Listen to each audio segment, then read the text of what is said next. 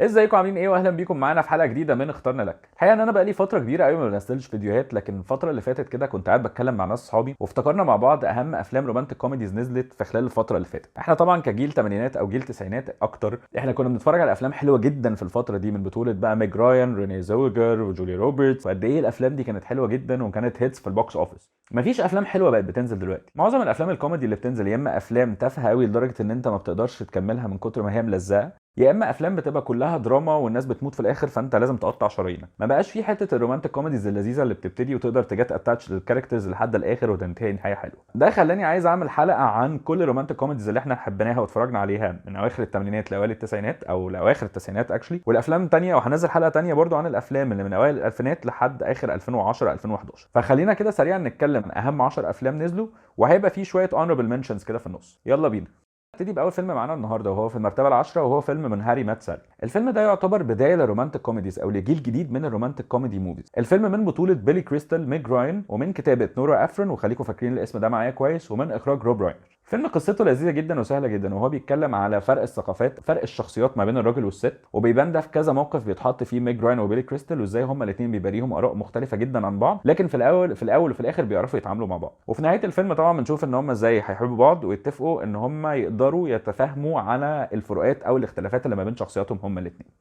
اللذيذ في الفيلم ده ان بس قصته ما كانتش كتابه على ورق. بعد كده لما سالوا نورا افرون عن المواقف دي كلها، قالت ان هي دي كان مجمع مواقف حصلت لها هي شخصيا وحصلت للمخرج روب راينر شخصيا، وهما الاثنين وهم قاعدين في السات بتاع الفيلم ابتدوا يجتمعوا ان هم يزودوا الحاجات دي على السيناريو، فطلع السيناريو حلو بالمنظر ده وخلى الناس تتعلق بيه جدا جدا جدا. ولحد النهارده وان هاري مات سالي واحد من اهم الافلام الروم كومز اللي اتعملت في السينما الامريكيه كلها. وده قدر ان هو يعمل كابل سينمائي بس بورا الكاميرا ما بين نورا افرون وما بين روب راينر في سيريز سينمائيه من افلام هنشوفها على مدار التسعينات كلها. ويجي وراه على طول في المرتبه التاسعه واحد من احلى الافلام اللي انا بحبها لجولي روبرتس، وتعتبر هي بدايه انطلاقها في السينما، وهو فيلم بريتي وومن. الفيلم طبعا من بطوله ريتشارد جير وجولي روبرتس، وانتاج سنه 90. في الاساس الفيلم ده كان مكتوب بشكل مختلف تماما. الفيلم ده كان مكتوب على انه فيلم دارك قوي. الفيلم اسمه 3000 او 3000، وهو القيمه اللي بيدفعها رجل الاعمال لما بياخد واحده من الشارع ويقرر ان هي تقضي معاه اسبوع وبيرميها بعد كده في الشارع ويرمي لها فلوس في وشها. في الاساس كان الفيلم ده مكتوب على ان تبقى بطوله الباتشينو وميشيل فايفر، حاجه كده ستايل سكارفيس الجزء الثاني. طبعا على قد ما انا كنت هبقى مبسوط بحاجه زي دي لان انا من اهم معجبين سكارفيس، وشخصيه ميشيل فايفر في سكارفيس كانت خطيره ومن اهم ادوارها، الا ان الفيلم كان هيبقى دارك قوي لان هي في الاخر هتوفر دوز وتموت بعد ما تاخد الفلوس تشتري بيها مخدرات، فاحنا كنا نروح في حته تانية خالص. بس الحمد لله جت ديزني واشترت الفيلم، وطبعا قلبته فيري تيل، وشفنا في الاخر ازاي هو هيحبها ويتحدى الصعاب ويطلع ويديها الورد، والفيلم هيبقى حلو جدا جدا جدا. الفيلم طبعا من اهم الافلام في التسعينات، حقق نجاحات مبهره وقدر ان هو يكسر البوكس اوفيس في الوقت ده، وعلى مدار التسعينات كلها كان من اهم الافلام في الايرادات في البوكس اوفيس. ويجي معانا في المرتبه السابعه فيلم سليبلس ان سياتل، وهو واحد من احلى افلام توم هانكس وميج راين. الفيلم انتاج سنه 92 ومن كتابه واخراج نورا افرون. الغريب بقى ان في ناس كتير بتفتكر ان ده اول تعامل ما بين توم هانكس وميج راين، لكن في فيلم نزل سنه 90 وهو جو فيرسز ذا فولكانو، وهو كان اول تعامل ما بين الاثنين، لكن الفيلم ما حققش نجاح قوي فيمكن الناس عشان كده ما تعرفوش، واعتبرت ان اول تعامل ما بين توم هانكس وميج راين هو فيلم سليبلس ان سياتل. وبيرجعوا تاني يتقابلوا معانا في فيلم تاني وهو يف جات ميل، وهنتكلم عليه كمان شويه. الفيلم قصته حلوه جدا، وهو بيتكلم عن اتنين عايشين في اجزاء بعيده جدا عن بعض. هو اب ارمل، ابنه بيقرر مره واحده ان هو شايف ان ابوه مكتئب جدا من ساعه وفاه امه وان هو عايز يظبطه، فبيتكلم على برنامج كده زي انا والنجوم وهواك بتاع اسامه منير، وبيقول لهم قد ايه هو باباه حزين وان هو محتاج يلاقي له واحده تحبه. في نفس الوقت على الناحيه الثانيه ميج راين رايحه تقابل خطيبها واهل خطيبها، وبتسمع الكول دي وهي سايقه، فبتبتدي تحس كده ان هي اللي انا بعمله ده صح ولا لا، هو انا فعلا بحبه ولا لا، وبيبتدي يبقى عندها فضول اكتر ان هي تعرف في شخصيه توم هانكس، وبتبتدي تتعرف عليه من كتر ما هو قال كلام حلو جدا على مراته اللي ماتت، وان هو العيشه اللي هو عايشها او الحياه اللي هو عايشها دلوقتي. واللذيذ في الفيلم ده ان المده اللي هما الاثنين بيبقوا اون سكرين فيها على بعض ما تتعداش الثلاث دقائق تقريبا، لان طبعا طول الفيلم هما الاثنين في نواحي مختلفه عن بعض. وطبعا بيجي معانا في المرتبه السادسه واحد من احلى افلام توم كروز اللي عملها في فقره التسعينات، او بالنسبه لي انا شخصيا من احلى افلام توم كروز عموما، وهو فيلم جاري ماجواير، وطبعا جملته الشهيره شو مي ذا ماني. الفيلم من انتاج سنه 96 ومن بطوله توم كروز، رينيه زويجر، وكوبا جوردن جونيور، وباي ذا واي هو كسب فيه الاوسكار عن الدور بتاعه بالسبورتنج اكتر، ومن كتابه واخراج كاميرون كرو. والفيلم بيتكلم على وكيل اعمال رياضيين اللي هو توم كروز، بيقرر في يوم من الايام بعد ما بيحصل له موقف من المواقف ان هو يبقى عنده ضمير، وبيبعت انترنال ميمو او حاجه زي ايميل كده داخلي للشركه كلها، وبيقول لهم ان هو مش موافق على اللي بيحصل، وان هو زي بيثور على الاحوال اللي موجوده دلوقتي. وطبعا ده بيتسبب في انه تاني يوم بيجي بيقولوا له انت مرفوض. ويوم ما بيقرر يمشي بيكلم كل العملاء اللي معاه، فمحدش بيوافق ان هو يقعد معاه، كلهم بيروحوا للشركه، والوحيد اللي بيوافق ان هو يقعد معاه هو كوبا جوردن جونيور. في نفس الوقت الموظفه الوحيده اللي وافقت انها تمشي معاه هي طبعا رينيه زوجر، عشان هي كانت بتحبه في الاساس. ولذيذ في الفيلم ده ان هو كان مكتوب من الاساس لتوم هانكس مش لتوم كروز، ومن كتر ما هو اخد وقت في كتابه السيناريو توم هانكس بقى مشغول بحاجات تانية كتير. فلما عرض عليه كاميرون كرو ان هو يعمل الفيلم، توم هانكس اعتذر وقال له ان هو معاه حاجات تانية اهم. قرر ساعتها ان هو يديه لتوم كروز، خصوصا ان هو كان مهتم جدا بالسيناريو بتاع الفيلم ده.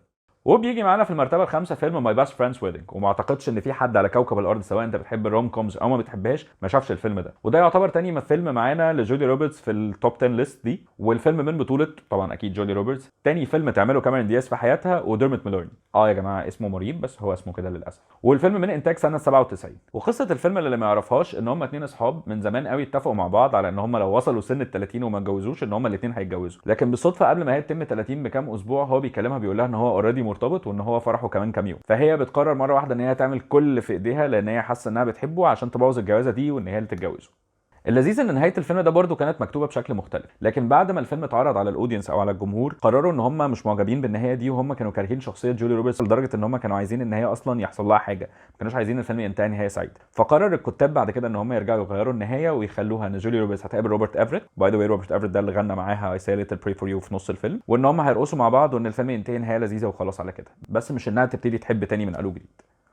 وفي المرتبه الخامسه بيجي معانا واحد من اشهر الافلام في تاريخ السينما الامريكيه، وهو فيلم تايتانيك. تايتانيك طبعا من انتاج 97 بطوله ليوناردو دي كابريو وكيت وينزلت ومن اخراج جيمس كاميرون. الفيلم بيتكلم عن مركب بتتحرك رايحه من انجلترا لامريكا، في عائله ارستقراطيه وهي اللي فيها كيت وينزلت مع مامتها وخطيبها، وهي المفروض انها رايحه توصل امريكا عشان تتجوز. بتقابل الشاب الهلفوت اللي مش لاقي ياكل اللي هو جاك اللي هو ليوناردو دي كابريو، وبتحبه وبيرتبطوا ببعض وبيثوروا على كل القواعد اللي موجوده، وفي الاخر الحمد لله رب العالمين المركب بتغرق من النجاسه. طبعا الفيلم قصته لاي حد هو ممكن تبقى قصه ملزقه شويه، لكن كان عظمه الفيلم ده في ساعتها انه ما بين التصوير ما بين الاخراج ما بين حتى الميكنج لما شفناه ازاي قدر جيمس كاميرون ان هو يستخدم الماكيتات عشان يطلع منها السينماتوجرافي الحلوه جدا اللي احنا شفناها، ما بين طبعا الساوند تراك بتاعه اللي لحد النهارده احنا بنسمعه اغنيه سيلين ديون ماي هارت ويل جو اون. كل ده خلانا نرتبط بتايتانيك وان هو يبقى حاله حلوه جدا لحد النهارده، اجيال ورا بعضها بتحبها ومرتبطه بيها. الفيلم طبعا زي ما قلنا من بطوله ليوناردو دي كابريو وكيت وينزلت، اترشح ل 11 جائزه اوسكار تقريبا كيت وينزلت وليوناردو دي كابريو الوحيدين اللي ما اخدوش جايزه السنه دي، والحمد لله لان هما الاثنين كانوا ملزقين قوي في الفيلم ده. يعني انا بالنسبه لي ليوناردو دي كابريو ما كنتش بحبه قوي لحد ما ابتدى بقى يعمل بلاد دايموند وافلام تانية مهمه، فابتدى يعلى في نظري شويه، بس هو كجاك كان ملزق قوي.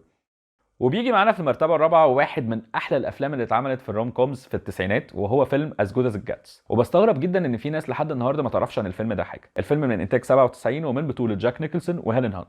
الفيلم بيتكلم عن كاتب كبير بيألف كتب رومانسيه ناجحه جدا، لكن هو في حياته الشخصيه هو بائس وعنده وسواس قهري، فهو بيمنعه من ان هو يتعامل مع الناس وبيحاول ياخد جنب دايما منهم، وهو فظ في التعامل بتاعه، فمش فيش ناس كتير قوي بتحب تتكلم معاه او تتعامل معاه. وعلى الناحيه الثانيه جاره اللي جنبه بيتعرض لحادث ما فبيضطر يسيب عنده الكلب، فهو بيبتدي يتعلق بالكلب ده. في نفس الوقت اللي فيه ويتر هي اللي بتخدم عليه دايما في المطعم اللي هو بياكل فيه كل يوم الصبح، وهي الوحيده اللي بتعرف تتعامل معاه، فبيبتدي يعجب بيها، فبيبتدي يحاول يساعدها في حياتها الشخصيه. وبنشوف بقى خلال احداث الفيلم ازاي اصلا العلاقه ما بينهم هم الثلاثه سواء هو او جاره او الويتر اللي هي هيلين هانت بتتطور، وبيبتدي ان هو بقى يعجب بيها او يحبها، وشخصيته بتبتدي تتغير علشانها.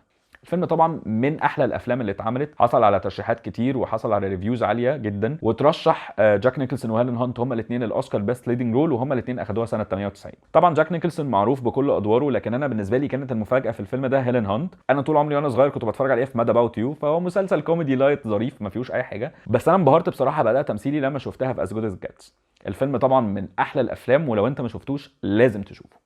وبيجي معانا في المرتبه الثالثه برضه ثالث فيلم تعاون ما بين توم هانكس وميج راين ومن اخراج نورا افرون ومن انتاج سنه 98، وهو فيلم يوف جوت ميل.